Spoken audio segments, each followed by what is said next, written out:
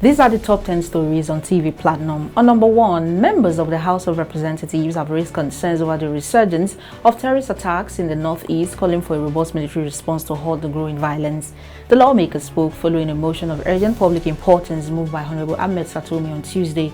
The motion referenced a recent fire incident at the 127 Battalion Armory in Giwa Barracks and attacks on military installations in Borno and Yobe states.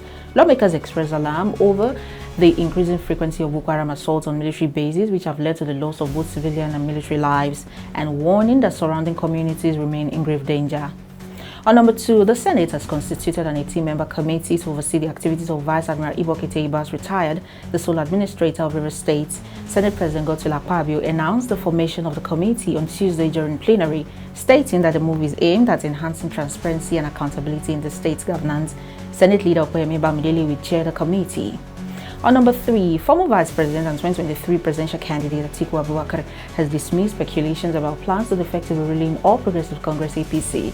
Speaking during a meeting with the PDP women members of the Board of Trustees, Atiku insisted on the need for a coalition to dislodge the APC from power in 2027. He described the proposed alliance as essential not just for political gain but for national reconstruction. On number 4, the Economic and Financial Crimes Commission (EFCC) has granted bail to controversial social media influencer Martin Otse, popularly known as Very Dark Man.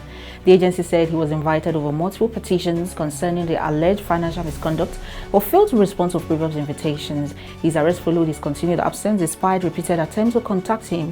On number 5, 6 members of the House of Reps from Delta State have defected from the PDP to the APC. Speaker Tajuddin Abbas announced the defection at Tuesday's plenary. The defecting lawmakers are Victor Nwokolo, Julius Pondi, Thomas Eriotome, Nicholas Motu, Okodiki Jonathan, and Nnamdi Ezechi. On number 6, President Bola Tinubu has met with Delta State Governor Sheriff Oboroviri at the presidential villa in Abuja following his defection from PDP to APC. He was also joined by Senator Ifeanyi Okowa, the former vice presidential candidate in the 2023 general election. The meeting is part of realignment ahead of 2023 general elections. On number 7, the National Defense College (NDC) under the Defense Headquarters is stepping up efforts to combat terrorism financing across West Africa. Speaking at a regional event, NDC Commandant Rear Admiral Olumuyiwa Olotu emphasized the need for collaboration among national and regional stakeholders. He noted that terrorism financing exploits the complex geopolitical, economic, and cultural landscape of West Africa and the Sahel region. On number 8, there was drama in court on Tuesday as detained IPOB leader Nnamdi Kanu disowned the lawyer Charles Ude, who claimed to be representing him. Ude had submitted a letter to the court claiming to be the counsel on record. However, Kanu and his legal team denied any affiliation with him, affirming that former Attorney General Kanu Agbabi remains his official counsel. Number 9, President Bola Tinubu has presented a 1.78 trillion naira budget proposal for the FCT to the National Assembly.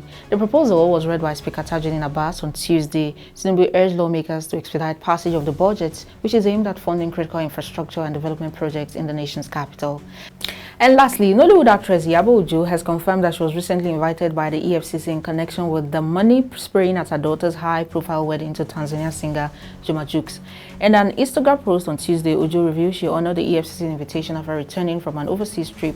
The agency reportedly questioned her over the video clips showing guests spraying naira and foreign currency at the event. These are the top 10 stories on TV Platinum. Do follow and subscribe on all our social media platforms for more news updates. See you around.